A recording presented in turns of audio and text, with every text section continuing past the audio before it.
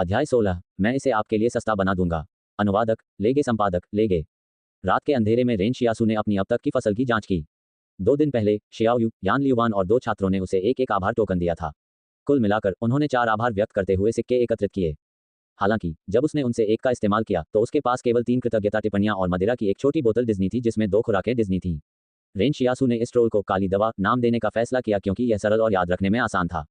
Rain शियासू के अनुसार वह एक बोतल काली दवा के बदले में एक आभार टिप्पणी का उपयोग कर सकती है और काली दवा की प्रत्येक बोतल का उपयोग 3 लोगों के इलाज के लिए किया जा सकता है। लंबे समय में एक बोतल के बदले में 3 आभार प्राप्त करने से उसे निश्चित रूप से लाभ की प्राप्ति होगी। ऐसा लग रहा था कि थैंक्सगिविंग ट्रैकिंग को काली दवा के बदले में बेचने से लेकर हथियार को नकली बनाने की उसकी प्रगति धीमी हो जाएगी। लेकिन ज्यादा काली दवा वह अपने धन्यवाद टोकने के साथ बदल जाएगी, उतनी ही ज्यादा धन्यवाद टोकने उसे बदले में मिलेगी, है ना? यह एक घातीय वृद्धि थी और यह हथियार को सफलतापूर्वक चालाक करने में भी मदद कर सकता है। इसके अलावा वह अभी भी यान लियुवान की हड्डी के चाकू से काम चला सकता था। अल्पावधि में उसे शिकार करने के लिए बाहर जाने की आवश्यकता नहीं होगी। इस प्रकार घर में बेकन लाना उनकी सर्वोच्च प्राथमिकता बन गई। उसे पहले कुछ पैसे मिलते थे। कल रात रेन शियासू ने एक सपना देखा। उसने सपना देखा कि वह जंगल में खड़ी है और उसके हाथ में एक काला चाकू है जो रात की तरह घना और रहस्यमय है। ... अगली सुबह रेन शियासू जल्दी ही बाहर निकल गया। आज वह अपना बर्तन नहीं ले गया बल्कि अपने साथ केवल यान लियुवान की हड्डी का चाकू ले गया। अब चूंकि शियाओयू 2 झुग्गियों की देखभाल करने के लिए घर पर रह रहा था, इसलिए यह बहुत कम संभावना थी कि वे दिन के समय अपना सामान खो देंगे।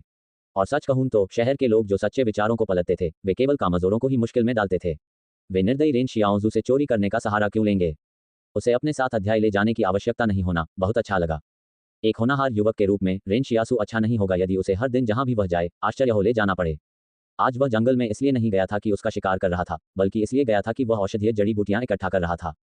पब फ्यूचर द्वारा विज्ञापन। रेन शियासू बहुत सतर्क व्यक्ति था। उसने दावा किया था कि उसके पास जड़ी बूटी का तरीका है, इसलिए उसे जड़ी बूटियां इकट्ठी करनी पड़ती है। बस दूसरों को उस पर शायद नहीं होगा। हालांकि रेन शियासू ने किसी के बारे में नहीं सुना था जो अलौकिक प्राणियों के खिलाफ हो, लेकिन रेन शियासू ने इस सिद्धांत को समझा। यदि आप अराजक लोगों के समूह के बीच अपना अस्तित्व सुनिश्चित करना चाहते हैं तो आपको उनके साथ घुलना मिलना होगा। लंबे खसखस को छोटा काट दिया जाता है, सबसे ऊंचे पेड़ों को पहले उखाड़ दिया जाता है, अपनी संपत्ति का दिखावा मत करो, ये प्राचीन कहावतें सभी को दिखावे से बचने की चेतावनी थी। जब वह शहर वापस आया तब भी दोपहर हो चुकी थी। जब रेन शियासू औषधीय जड़ी बूटियों का एक बड़ा गुच्छा लेकर वापस आया तो उसके एक परिचित ने पूछा, रेन शियासू, तुम ये सारी जड़ी बूटियां क्यों लेकर घूम रहे हो? क्या ये खरपतवार हैं? रेन शियासू ने उसे घूरते हुए कहा, ये औषधीय जड़ी बूटियां हैं। औषधीय जड़ी बूटियां? पूछने वाला व्यक्ति अचंभित रह गया। यहाँ शहर में ही पैदा हुआ और पला बड़ा होने के कारण क्या उसे नहीं पता कि ये पौधे क्या हैं? इससे पहले किसी ने भी उन्हें औषधीय जड़ी बूटियां नहीं माना था। रेन शियासू ने षड्यंत्रकारी अंदाज में कहा, जब तक आप अलग अलग अंशों को मिलाते हैं आप एक ऐसी दवा बना सकते हैं जिसका इस्तेमाल घावों के इलाज के लिए किया जा सकता है। आपको क्या लगता है कि मैं अपनी पिछली चोटों से कैसे उबर पाया?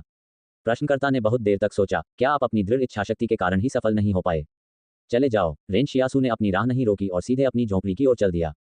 शियाओयू उस समय रेन शियासू और यान लियुवान के कपड़े सिल रही थी। जब उसने ऊपर देखा और देखा कि रेन शियासू औषधीय जड़ी बूटियों का एक बड़ा गुच्छा लेकर आ रहा है तो उसने अपने हाथों में पकड़े पैचवर्क को नीचे रख दिया। ये सब क्या है? रेन शियासू ने बताया, ये वे औषधीय जड़ी बूटियां हैं जिनका उपयोग इस गुप्त फॉर्मूले को तैयार करने के लिए किया गया है। रेन शियासू ने कड़ाही तैयार की और आग जलाई। उसने उसमें थोड़ा पानी डाला और औषधीय जड़ी बूटी का नुस्खा बनाने का नाटक किया।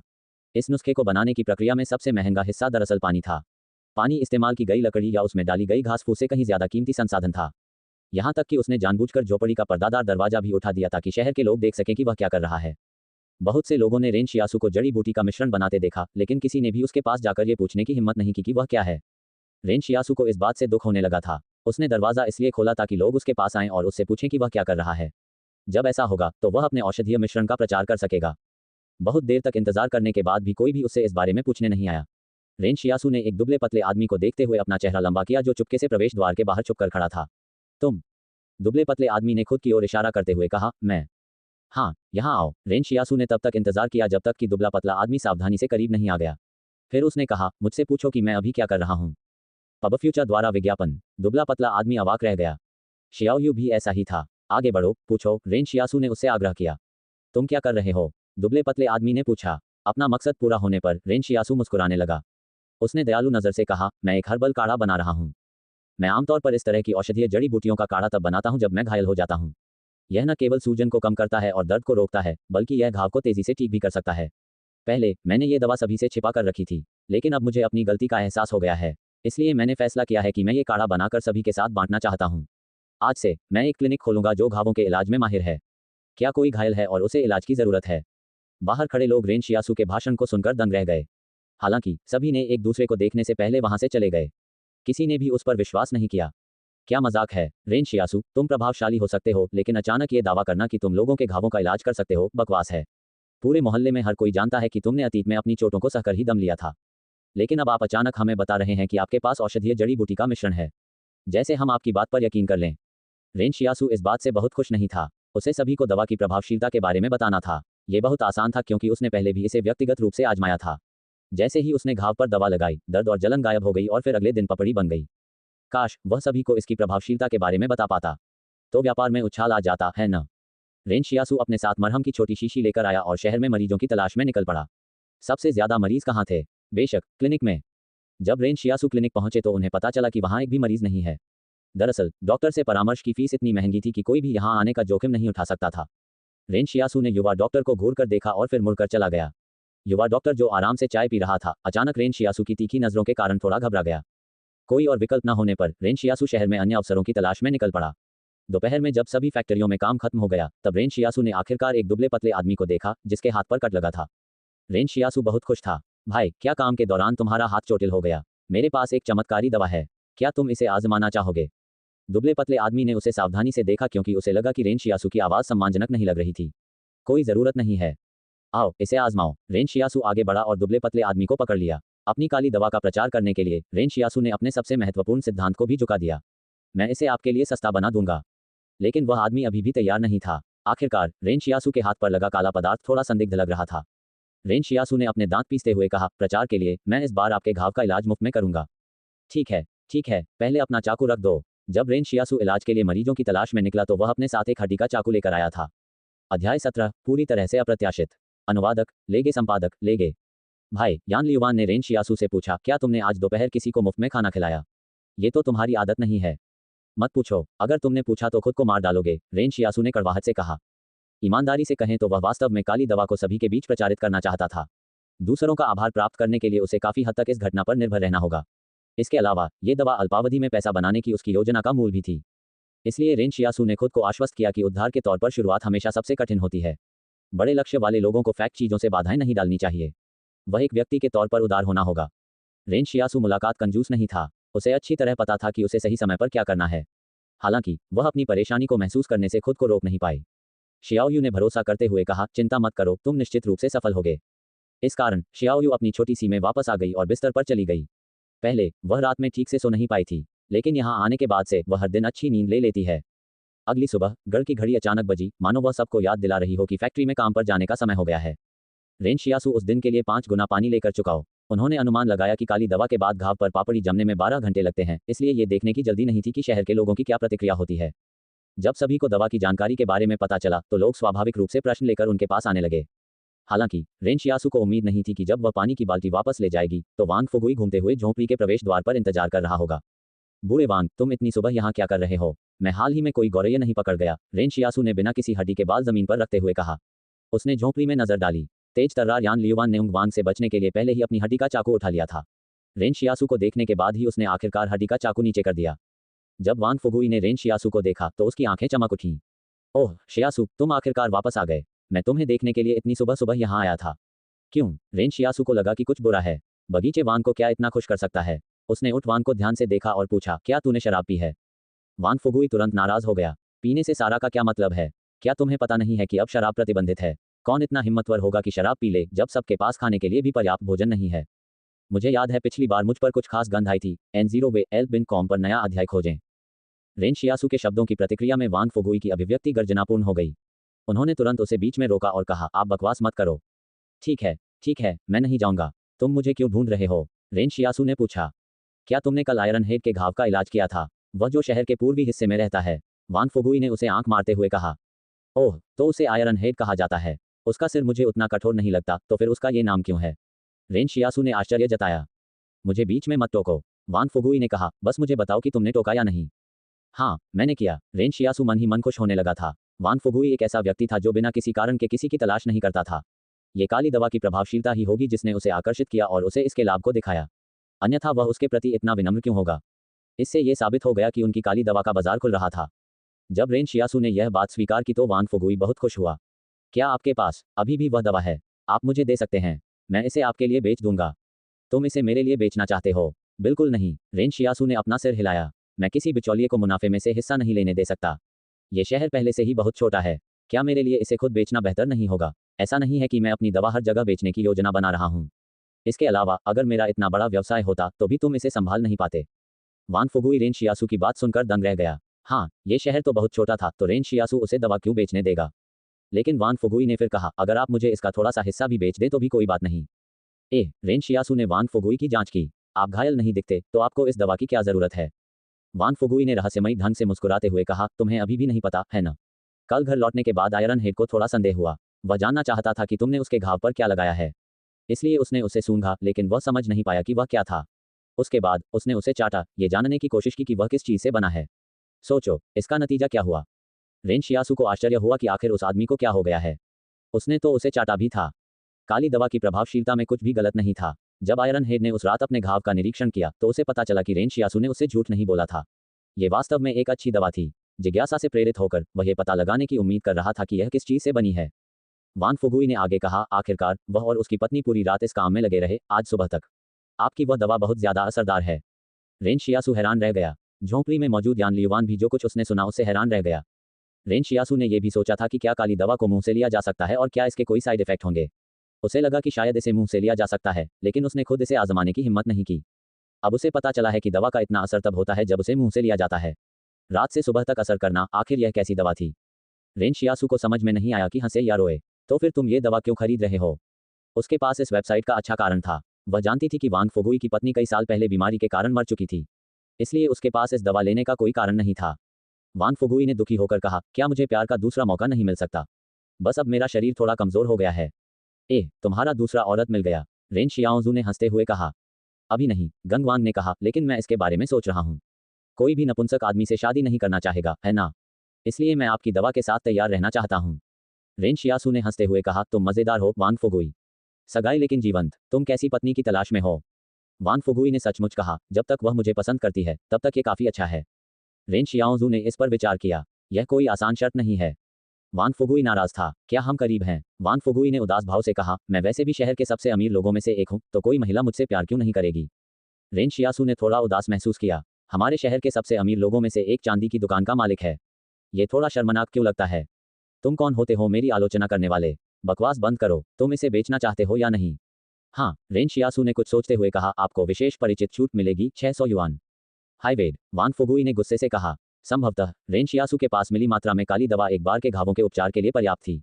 हालांकि ओल्ड वान के इस वर्णन के आधार पर कि दवा मात्र एक बार चाटने से ही असरदार हो जाती है, मात्रा अभी भी कुछ और चाटने के लिए पर्याप्त होनी चाहिए। हालांकि मौखिक रूप से ली जाने वाली इस दवा के मिसाइल प्रभाव की आवश्यकता से प्रेरित नहीं थे, इसलिए वह इसे अधिक कीमत पर नहीं बेच सके। क्या आप इसे खरीदना चाहते हैं या नहीं? रेन शियासू ने वान फुगुई से पूछा। हाँ, वान फुगुई ने फिर 600 युआन गाइन और रेन शियासू को दे दिया। उसने कीमत पर मोल तोल करने की कोशिश भी नहीं की। रेन शियासू ने कभी उम्मीद नहीं की होगी कि उनकी काली दवा का बाजार इस तरह खुल जाएगा। उनकी प्रारंभिक योजना डॉक्टर बनने की थी ताकि वे लोगों की मदद करने के लिए चिकित्सा का अभ्यास कर सकें। उन्होंने कभी नहीं सोचा था कि वे इसके बजाय कामोद्दीपक दवाओं के सामान बन जाएंगे। वान फुगुई ने पलटकर रेन शियासू से कहा, इसके लिए धन्यवाद। वान फुगुई से आभार प्राप्त हुआ, जोड़ एक। रेन शियाओजू अवाक रह गया। अंततः उसे फिर से 4 कृतज्ञता टिप्पणियां प्राप्त हुईं, यद्यपि यह कृतज्ञता टिप्पणियां रेन शियासू की अपेक्षा से थोड़े अलग तरीके से मुक्ति दिला दी गईं। अध्याय 18, ये बहुत सरल है। अनुवादक, लेगे संपादक, लेगे। भाई, ये वास्तव में बिल्कुल भी बुरा नहीं है। यान लियुआन ने मुस्कुराते हुए कहा, इसका कोई भी प्रभाव क्यों न हो, हम अभी भी इससे पैसे कमा सकते हैं। रेन शियासू इस बात से नाखुश था। उसने फुसफुसाते हुए कहा, क्या ये पैसे कमाने का मामला है? मैं इससे कितनी सच्ची कृतज्ञता प्राप्त कर सकता हूँ? रेन शियासू को समझ में आ गया कि अगर वह दवा को बेचने के लिए उसके इस प्रभाव पर निर्भर करता है, तो दूसरों की सच्ची कृतज्ञता पाने की संभावना लोगों की जान बचाने की तुलना में बहुत कम होगी। ये केवल ओल्ड वांग जैसे लोग ही थे जो अपने निजी जीवन में कुछ अंतरंगता वापस लाना चाहते थे, जो उसके प्रति अपना आभार प्रकट करते थे। इसके अलावा क्या उसका मकसद पैसा कमाना था? नहीं, उसे अभी भी लोगों की कृतज्ञता की जरूरत थी। इसके बिना वह और अधिक काली दवा नहीं पा सकेगा। रेन शियासू ने झुंझलाहट में कहा, अगर मैंने लोगों को ठीक किया और उनकी जान बचाई, तो शहर में हर कोई जब भी मुझे देखेगा मेरे साथ सम्मान से पेश आएगा। क्लिनिक में उस आदमी को ही देख लो। भले ही उसकी देखभाल में इतने सारे लोग मर चुके हों, लेकिन कोई भी उसके साथ कुछ नहीं करता। क्यों? क्योंकि वह शहर का एकमात्र डॉक्टर है।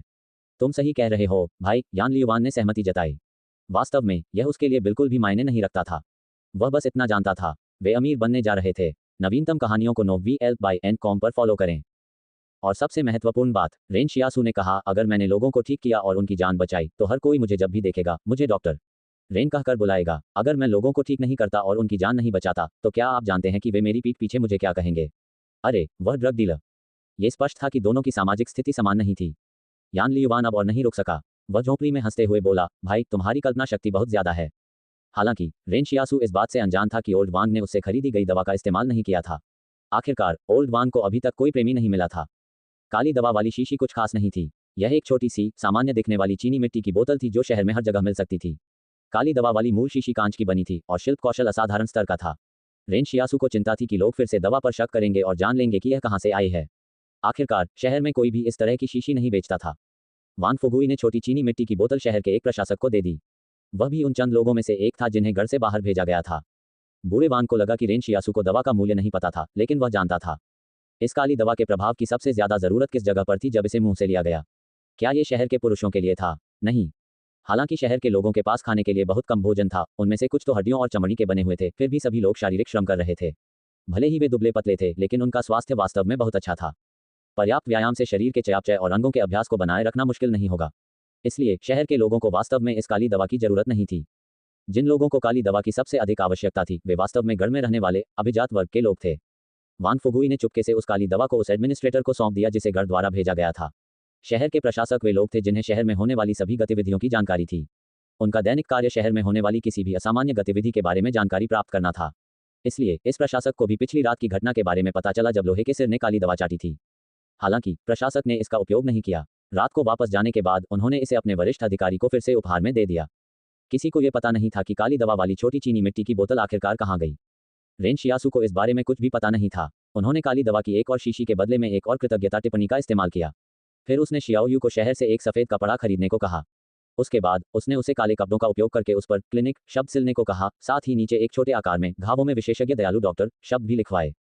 इसके साथ ही क्लिनिक का संचालन शुरू हो गया। जब शियाओयू सिल रही थी तो उसने रेन शियासु से पूछा कि वह क्या चाहती है कि वह जादुई हाथ वसंत को बहाल करते हैं, शब्द सिल दे। रेन शियाओजू ने तुरंत उसे मना कर दिया क्योंकि वह अभी भी वसंत शब्द के प्रति थोड़ा संवेदनशील थी। रेन शियासु की जिंदगी धीरे धीरे यहाँ से पटरी पर आ गई। भोर से पहले वह जंगल में जाकर जड़ी बूटियां इकट्ठा करता है। सुबह के समय वह अपने पैरों पर खड़ी होकर काम करती है। दोपहर में वह स्कूल में जाकर बच्चों को जीवन रक्षा का पाठ पढ़ाती थी। उसके बाद वह यान लियुवान के नोट्स का उपयोग करके अपना ऑपरेशन पूरा करता है। हालांकि अभी तक उसके क्लिनिक में कोई काम नहीं था, लेकिन यहाँ से दूर रहने का जोखिम नहीं उठाया जा सकता था। अगर कोई मरीज डॉक्टर को देख लेता है तो शियाओयू अकेले उसे संभाल नहीं पाता। वह यान लियुवान की तरह बुद्धिमान और विशाल कक्षा में सीखना चाहती थी। लेकिन अगर वह पढ़ने के लिए स्कूल गई तो यान लियुवान और शियाओयू का क्या होगा?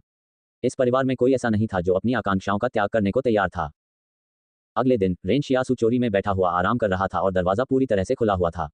शियाओयू उसके पीछे सिलाई और पैचिंग कर रहा था। कभी कभी शियाओयू इस बात पर अफसोस जताता है कि इन दोनों भाइयों ने पहले एक बार भी अपने कपड़े पर पैचिंग नहीं की।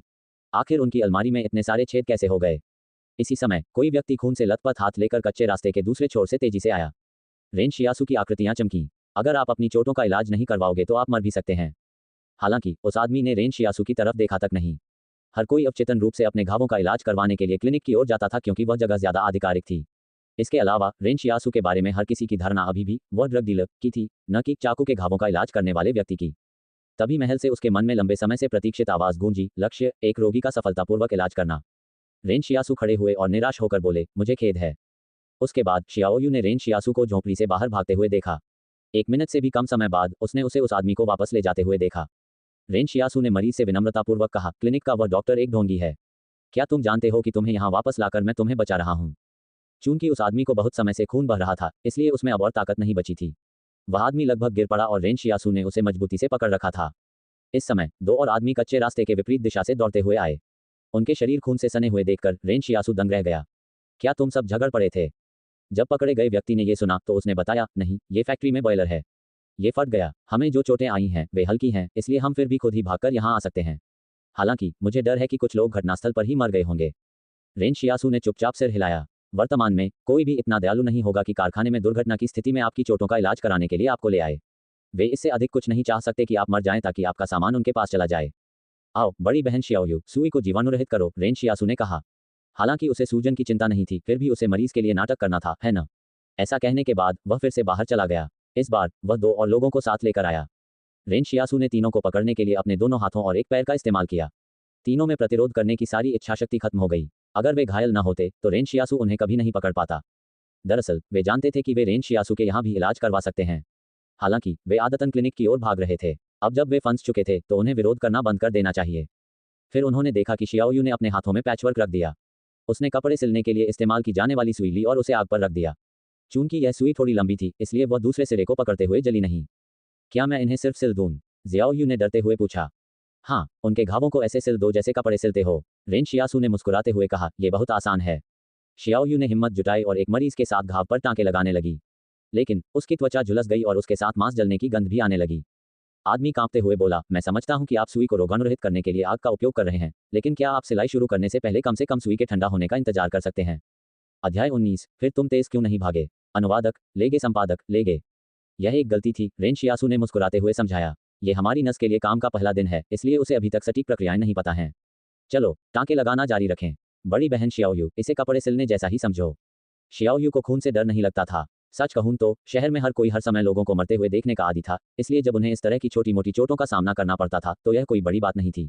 इसके अलावा उसे अपनी मौजूदा नौकरी में बहुत मजा आता था। ऐसा नहीं था कि उसे खून देखना पसंद था, बल्कि उसे एक उपयोगी व्यक्ति बनना पसंद था। शहर में यह आम बात थी कि हर किसी को मौजूदा माहौल में उपयोगी होना चाहिए, क्योंकि यह मुश्किलों और कठिनाइयों से भरा हुआ था। बेकार लोगों को जल्द या बाद में छोड़ दिया जाएगा। ये तय करने का सबसे सरल तर्क था कि किसके साथ रहना है। शियाओयू को यकीन नहीं था कि रेन शियासू और यान लियुवान उसकी बेकारता के कारण उसे छोड़ देंगे, लेकिन वह जानती थी कि वह कुछ नहीं कर सकती और उनसे लाभ नहीं उठा सकती। जब उसने रेन शियासू को ये कहते सुना कि घाव को उसी तरह सिलना है जैसे वह कपड़े सिल रही हो, तो उसका आत्मविश्वास बढ़ गया और उसकी सिलाई की क्रियाएं और अधिक सुसंगत हो गईं। इसके अलावा रेन शियासू अभी भी उस आदमी को उसकी बांह से पकड़े हुए थी, इसलिए उसके लिए अपने सिलाई कौशल का अच्छा उपयोग करना आसान हो गया। जब टांके लगाने का काम लगभग पूरा हो गया तो शियाओयू ने रेन शियासू से कहा, घाव को सिलने और कपड़े सिलने में अभी भी कुछ अंतर है। कपड़े सिलते समय धागे को कपड़ों में जितना संभव हो उतना छिपा रहना चाहिए ताकि वह दिखाई न दे। लेकिन घाव को सिलने के लिए धागे को अंदर नहीं छोड़ना चाहिए और उसे उल्टा सिलना चाहिए।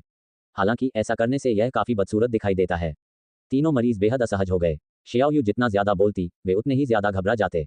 जब शियाओयू ने टांके लगाने का काम पूरा कर लिया तो रेन शियासू ने एक छोटी चीनी मिट्टी की शीशी निकाली और पहले मरीज के घाव पर दवा लगाई।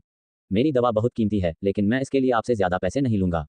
मैं आपसे क्लिनिक जितना ही शुल्क लूंगा, 600 युआन। मेरा मानना है कि आप सभी इसे वहन करने में सक्षम होने चाहिए।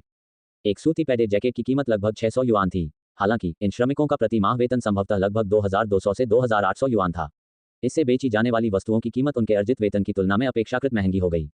लेकिन ये सब आपूर्ति और मांग के मुद्दे के कारण था। गढ़ में रहने वाले अभिजात वर्ग को इससे अधिक कुछ नहीं चाहिए था कि ये लोग अपने जीवन के बाकी समय में जितना संभव हो उतना कम कमाएं। इस तरह उन्हें अभिजात वर्ग के लिए ईमानदारी से काम करना होगा। इसके अलावा ये मजदूर सब कुछ छोड़कर नहीं जा सकते थे, क्योंकि वे जंगल में जीवित नहीं रह सकते थे। अभिजात वर्ग शरणार्थियों का शोषण करने के लिए इस पर निर्भर था। अभिजात वर्ग की राय में यह पहले से ही अच्छा था कि जब शरणार्थी गढ़ की सुरक्षा में रह रहे थे तो उन्होंने उनसे सुरक्षा राशि नहीं ली। लेकिन ऐसा केवल इसलिए था क्योंकि उन्हें लगा कि सुरक्षा रैकेटिंग उनके नीचे है। रेन शियासू को कोयले की खदान में काम करने की जरूरत नहीं थी, इसलिए वह महीने में सिर्फ 3 गौरैया का शिकार करके ज्यादातर मजदूरों से ज्यादा कमा लेता था। अगर वह 3 गौरैया का शिकार नहीं भी कर पाता तो भी वह बचत करके सामान्य जिंदगी जी सकता था। यह असामान्य समय था और लोगों ने शुरू में इसका विरोध करने की कोशिश की। हालांकि वे सभी असफल रहे। रेन शियासू सही था कि तीनों आदमी फीस वहन कर सकते थे। पहले मरीज के घाव पर काली दवा लगाने के बाद उसका दर्द तुरंत बंद हो गया। उसने बहुत खुशी से भुगतान किया, क्योंकि अगर वह अपनी चोट का इलाज कराने के लिए क्लिनिक जाता तो फीस उतनी ही होती। जब वह मरीज, जिसका अभी अभी इलाज हुआ था, जाने वाला था तो रेन शियासू ने विनम्रतापूर्वक कहा, अब जब तुम्हारा इलाज हो चुका है तो क्या तुम्हें धन्यवाद नहीं कहना चाहिए? वह आदमी कांप उठा और जल्दी से अपना सिर पीछे घुमाकर बोला, धन्यवाद। रेन शियासू ने संतोष में सिर हिलाया। हालांकि जब उसने महल में नजर डाली तो वह ये देखकर चौंक गया कि उसे कोई अतिरिक्त आभार टोकन नहीं मिला। रेन शियासू ने सोचा, क्या आजकल मरीज डॉक्टर के रिश्ते भी इतने तनावपूर्ण हो गए हैं? मैंने तुम्हारे घाव का इलाज किया है, फिर भी तुम मुझे ईमानदारी से धन्यवाद भी नहीं देते। तुरंत ही रेन शियासू ने महल से आवाज सुनी जो उसे बता रही थी कि उसने खोज पूरी कर ली है। खोज पूरी हो गई। 1.0 शक्ति से सम्मानित। एक मरीज का सफलतापूर्वक इलाज करने की खोज आखिरकार पूरी हो गई। उसे उम्मीद नहीं थी कि महल उसे 1.0 शक्ति वृद्धि के साथ पुरस्कृत करेगा। ये भी उन चीजों में से एक थी जो रेन शियासू इस समय सबसे ज्यादा चाहता था। आखिरकार जिसकी मुट्ठी बड़ी थी वही जीता। महल से फिर आवाज आई, लक्ष्य 2 रोगियों का सफलतापूर्वक इलाज करें। तो यह एक दोहराई जाने वाली खोज थी। जब पहली खोज पूरी हो जाती तो अधिक कठिनाई वाली दूसरी खोज सामने आती। क्या इस समय उसके सामने 2 मरीज नहीं थे? क्या इस खोज को पूरा करने के बाद उसे 1.0 शक्ति और मिलेगी? उस स्थिति में क्या वह एक बीफकेक की तरह नहीं दिखेगा? दरअसल यह अच्छा नहीं होगा, क्योंकि वह अधिक ताकत के लिए अपनी गति का त्याग कर देगा। अधिक मांसपेशियों के साथ यह उस गति को कम कर देगा जिस पर वह उनका उपयोग कर सकता है। सबसे तेज धावक वह होना चाहिए जिसके शरीर की मांसपेशियां सबसे संतुलित हों, न कि सबसे सुडौल शरीर वाला बॉडी बिल्डर। अब तक रेन शियासू की ताकत औसत वयस्क की तुलना में बहुत अधिक मजबूत थी। उसने जानबूझकर एक अवलोकन किया और महसूस किया कि किसी ने भी यह नहीं देखा था कि इस बार उसकी मांसपेशियां सूज गई थीं। चूंकि ये देर से शरद ऋतु थी, इसलिए उसने जो कपड़े पहने थे वे उसके शरीर को काफी अच्छी तरह से छिपा रहे थे। लेकिन ठीक इसी समय एक मरीज ने मौका पाकर उठकर क्लिनिक से बाहर भाग लिया, जबकि रेन शियासू का ध्यान भटक रहा था। शियाओयू ने उसे आवाज लगाई, मरीज भाग रहा है। रेन शियासू ने मुस्कुराते हुए कहा, कोई बात नहीं, वह ज्यादा दूर नहीं जा पाएगा क्योंकि वह अभी भी घायल है। मैं जाकर उसे वापस ले आऊंगा। शियाओयू और बाकी मरीज अवाक रह गए। जब रेन शियासू मरीज को पकड़ने के लिए बाहर गया तो शियाओयू ने बचे हुए मरीज को देखा और धीरे से कहा, क्या तुम भी भागने वाले हो? अगर तुम भी ऐसा करने की सोच रहे हो तो मैं बाद में तुम्हें टांके लगा दूंगा। नहीं, मैं जीने वाला नहीं हूं। उस युवती ने अपनी चौड़ी कमर बंद कर ली और चेहरे पर दृढ़ निश्चयी भाव दिखाया। आगे बढ़ो और मुझे सिर दो। जब रेन शियासू ने मरीज को फिर से उठाया तो उसे पहले जैसा बोझ नहीं लगा और वह उसे एक हाथ से उठा सकती थी। हालांकि इससे मैं निराश हो गया। स्वरूप के लिए निम्नलिखित उपचार करना बहुत आसान था। रेन शियासू ने प्रत्येक व्यक्ति के लिए एक हाथ का इस्तेमाल किया और उन्हें नीचे रखा ताकि कोई भी हिल न सके। इस समय जो 2 आदमी पकड़े गए थे वे हैरान थे क्योंकि उन्हें कभी उम्मीद नहीं थी कि वे रेन शियासू से लड़ेंगे। ऐसा लग रहा था कि वे रेन शियाओजू के अधीन थे। ऐसा करने के लिए उसे कितनी ताकत की जरूरत होगी। अगर वे घायल भी होते तो भी उन्हें इतना कमजोर नहीं होना चाहिए था, है ना? वे अभी भी थोड़ी देर पहले तक संघर्ष करने में सक्षम थे। यहाँ सबसे महत्वपूर्ण बात यह थी कि क्या कोई भी व्यक्ति रेन शियासू से बचकर निकल आएगा अगर उसने कभी यह निर्णय लिया कि वह भविष्य में अपने घावों का उपचार करना चाहता है। नए अध्याय N0VALIN को पर प्रकाशित किए गए हैं। खोज पूरी हुई। 1.0 सिद्धता प्रदान की गई। लक्ष्य 10 पैरों का सर्वोत्तम इलाज करना। जब रेन शियासू ने यह आवाज सुनी तो वह स्तब्ध रह गई क्योंकि उसे लगा कि उसके फेफड़े जो पहले सूज गए थे अब काफी हद तक छठने लगी थी।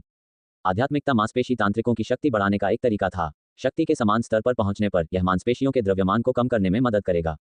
इस तरह रेन शियासू को बीफकेक की तरह दिखने की चिंता करने की जरूरत नहीं होगी। यदि अतीत में रेनू शियासू की मांसपेशी के तंतु लकड़ी के डंडे समान मजबूत थे तो अब मांसपेशी के तंतु लोहे की छड़ के बराबर मजबूत हो गए हैं। सही है, यह ज्यादा सच्चा था। सही तरीके से गुणवत्ता बढ़ाना होगा, न कि सामान्य मात्रा बढ़ाना। इसके अलावा हमलों के प्रति उसकी प्रतिरोधक क्षमता भी उसी के अनुसार बढ़ जाएगी, है ना? रेन शियासू ने उस आदमी की तरफ देखा जो अभी अभी गाने की कोशिश कर रहा था। क्या अब समझ में आया कि मैंने तुम पर जो काली दवा लगाई है उसका क्या फायदा है? इससे तुम्हारा दर्द तुरंत बंद हो सकता है और घाव में सूजन भी नहीं आएगी। मुझे समझ में नहीं आता कि तुम भाग क्यों रहे हो। अतिथि ने काफी देर तक टालमटोल की और अंत में कहा, मेरे पास पर्याप्त पैसे नहीं हैं। रेन शियासू को बहुत दुख हुआ। उसने नाराजगी से कहा, तुम जल्दी क्यों नहीं? अध्याय 20 भेड़िया समूह। अनुवादक लेगे, संपादक लेगे। जब मरीज ने रेन शियासू को यह कहते सुना कि वह तेज नहीं दौड़ पाया तो उसे बहुत दुख हुआ। मैं पहले से ही अपनी पूरी ताकत से दौड़ रहा था। तुम मेरे लिए बहुत तेज थे। रेन शियासू ने मुंह बनाते हुए कहा, बाकी लोग पहले ही पैसे देकर चले गए हैं। बताओ, हम इसका निपटारा कैसे करेंगे? हम एक क्लिनिक हैं, कोई चैरिटी संस्था नहीं। तो फिर तुम मुझे क्यों नहीं बताते कि मैं इसे कैसे सुलझाऊं?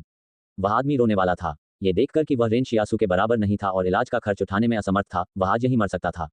यहाँ देखो, रेन शियासू ने विनम्रता से कहा, आप ये याद करने की कोशिश क्यों नहीं करते कि क्या आपके घर में कहीं कोई पैसा छिपा हुआ है? नहीं, आजकल कौन घर में अपना पैसा छुपाने की हिम्मत करेगा? यहाँ तक कि अपनी पत्नी भी भरोसे के लायक नहीं है। वह आदमी लगभग निराशा की स्थिति में पहुंच गया था।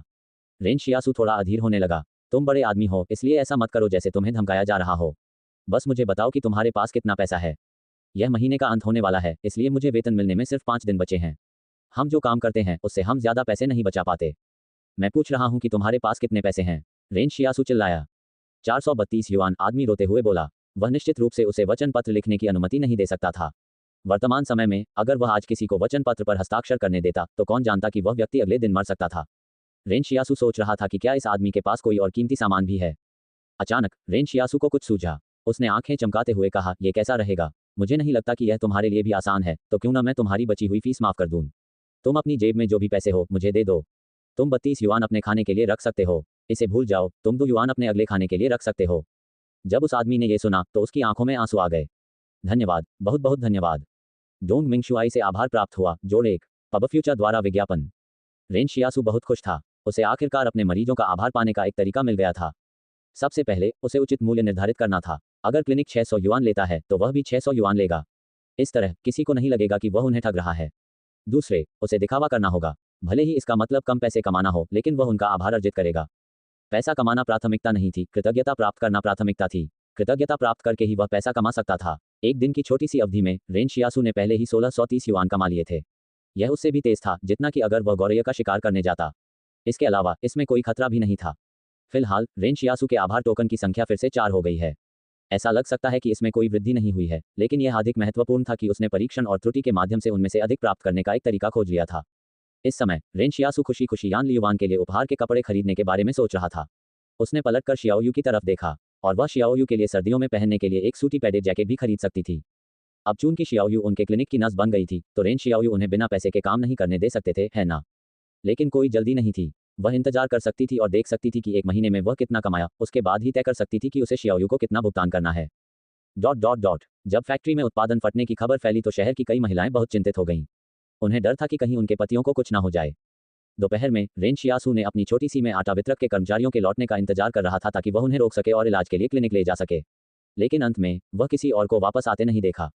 जिस व्यक्ति को यह सबसे बुरा लगा वह शहर के क्लिनिक का वह ठगा होगा। अध्ययन विस्फोट के बारे में सुनने के बाद वह उत्सुकता से बीमार के आने का इंतजार करने लगा। हालांकि रात होने तक भी कोई भी उसके पास इलाज के लिए नहीं आया। इस तरह युवा डॉक्टर बाहर चला गया और चारों ओर पूछताछ की। उसने साफ तौर पर सुना था कि दोपहर में 3 घायल लोग वापस भागे थे, लेकिन उनमें से कोई भी उसके पास जाकर क्यों नहीं आया। हालांकि चारों ओर पूछताछ करने के बाद उसे तब बहुत धक्का लगा जब उसे पता चला कि उसके व्यवसाय ने किसी को छीन लिया है। वह सोच रहा था कि कौन इतना बहादुर होगा कि उसका बिजनेस छीन लेगा। फिर से सृष्टि पर उसे पता चला कि वह रेन शियासू था। युवा डॉक्टर ने इस पर विचार किया और अंत में गुस्से में अपने दांत भींच लिए। तो क्या हुआ अगर वह रेन शियासू था? क्या वह किसी और का व्यावसायिक विरोध इसलिए चुरा सकता था क्योंकि वह रेन शियासू था? हालांकि युवा डॉक्टर को लगा कि कुछ शिकायतें हैं। रेन शियासू को अचानक कैसे पता चला कि घाव का इलाज कैसे किया जाता है और लोगों को कैसे आराम दिया जाता है। जब उसने पहली बार काली दवा के बारे में सुना तो उसने सोचा कि यह कुछ ऐसा है जिसे रेन शियासू ने बेतरतीब ढंग से गढ़ा है। उस समय उसे इस पर संदेह था, लेकिन अब उसके पास इस पर विश्वास करने के अलावा कोई विकल्प नहीं था। वह गुस्से में रेन शियासू को खोजने गया और उसे समझाया। जब वह रेन शियासू की चुटी के दरवाजे पर पहुंची तो रेन शियासू की हड्डी के चाकू से आलू छील रहा था। रेन शियासू ने हड्डी के चाकू से आलू को वार किया, जिससे वह सीधे उसके आर पार हो गया। रेन शियासू ने बेपरवाही से पूछा, तुम मुझे ढूंढ रहे हो? ओह कुछ नहीं, मैं तो बस ये पूछना चाहता था कि क्या तुमने अभी तक कुछ खाया है? युवा डॉक्टर ने सूखी हंसी में कहा। रेन शियासू ने अपनी ओर देखा और कहा, यूटोन, तुम अब जवान नहीं रहे। तुम बहुत समय से गुंगे डॉक्टर की प्रतिष्ठा पर निर्भर हो रहे हो। अब उसकी प्रतिष्ठा खत्म हो रही है। मेरी सलाह है कि तुम घर जाओ और गुंगे डॉक्टर की मेडिकल किताबें पढ़ो ताकि भविष्य में तुम्हें मुश्किल में ना पड़ो। पब फ्यूचर द्वारा विज्ञापन, तुम क्या बात कर रहे हो? यूटोन ने संकोच से कहा, मैं हर दिन मेडिकल की किताबें पढ़ता हूँ। तो फिर यह अच्छी बात है। रेन शियासू ने अपना सिर नीचे किया और उसे अनदेखा करते हुए आलू छीलना जारी रखा। ईमानदारी से कहूं तो रेन शियासू और दूसरे लोग आलू छीलते नहीं थे। वे आलू को छिलके समेत पूरा खा जाते थे। आलू छीलने से आलू का एक बड़ा हिस्सा बर्बाद हो जाता था। लेकिन अब मामला अलग था। रेन शियासू अमीर हो गया था, इसलिए उसका सिर गर्व से ऊंचा हो गया था। अचानक 1 दर्जन से ज्यादा लोग शहर में दौड़े और चिल्लाने लगे, ये बहुत बुरा है, कुछ भयानक हुआ है। रेन शियासू ने भौहें सिकोड़ी। उसने उनमें से एक को खींचकर पूछा, क्या हो रहा है? सभी पश्चिमी चैप्टर 9 COMA पर। कारखाने में बॉयलर फटने के बाद खून की गंध ने भेड़ियों के एक झुंड को आकर्षित कर लिया है। उस आदमी ने बेचैनी से कहा, मुझे नहीं पता कि भेड़िए कहाँ से आए हैं, लेकिन बहुत सारे हैं। कितने का मतलब बहुत होता है? रेन शियासू ने फिर पूछा। मुझे डर है कि कम से कम उनमें से 100 से अधिक होंगे। ये वाकई भयानक था। ऐसा लग रहा था कि फैक्ट्री में बचे हुए मजदूरों का भविष्य अंधकार में हो गया है। भेड़िए 1 साल से ज्यादा समय से नहीं दिखे थे। इस दौरान हर कोई उनके खतरे के बारे में लगभग भूल ही गया था। कोई नहीं जानता था कि इस साल भर के गायब रहने के दौरान वे कहाँ चले गए थे, लेकिन अब जब वे वापस आ गए हैं तो उनकी संख्या कई गुना बढ़ गई है। हालांकि ऊंची दीवारों की वजह से भेड़ियों की हिम्मत नहीं हुई कि वे शहर में आकर तबाही मचा सकें, और इन दीवारों के ऊपर आग्नेयास्त्र और विस्फोटक रखे हुए थे। यही कारण था कि शरणार्थी दीवारों के बाहर एकत्र हुए और उसके चारों ओर एक शहर बना लिया। तुम क्या देख रहे हो? अपना खाना खाओ, रेन शियासू ने यान लियुवान से कहा। इतना कहकर वह बैठ गया और खाना खाने लगा। इस बीच यान लियुवान ने खाना खाते हुए उत्सुकता से बाहर देखा और कहा, भाई तुम उस समय कैसे बच गए? तुमने इसके बारे में पहले कभी बात नहीं की। रेन शियासू ने उसे देखा, लेकिन सवाल का जवाब नहीं दिया। शियाओयू, जो उनके बगल में थी, ने भी रेन शियासू को देखा, हालांकि उसने उससे कुछ नहीं पूछा। यान लियुवान ने आलू खाना समाप्त कर लिया। उसके बाद रेन शियासू ने उसे दूसरा आलू थमा दिया। तुम्हें और अधिक खाना चाहिए ताकि तुम बेहतर ढंग से विकसित हो सको। तभी तुम्हारे पास दूसरों की तुलना में जीवित रहने का बेहतर मौका होगा। भाई, क्या आप चिंतित हैं कि भेड़िए शहर में आ जाएंगे? यान लियुवान ने रेन शियासू को देखा, जिसके चेहरे पर अभी भी शिकन थी।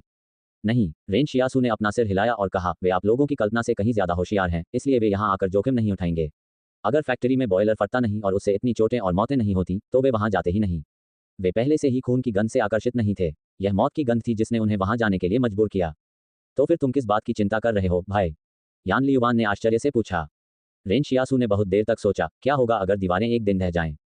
शियाओयू हैरान रह गया, क्या ये दीवारें गिर जाएंगी? मुझे पता नहीं है। रेन शियासू ने फिर से अपना सिर हिलाया। लेकिन इस दुनिया में कुछ भी हमेशा एक जैसा नहीं रहता। असल में मैंने भेड़ियों के झुंड का सामना 2 बार किया है। पहली बार मैं उन्हें दूर से देखकर कामयाब रहा, लेकिन दूसरी बार मैं इतना भाग्यशाली नहीं था। हालांकि ऐसा लगता है कि वे पहले से कहीं ज्यादा मजबूत हो रहे हैं। उत्साहित रेन शियासू भी सोच रहा था कि अगर एक दिन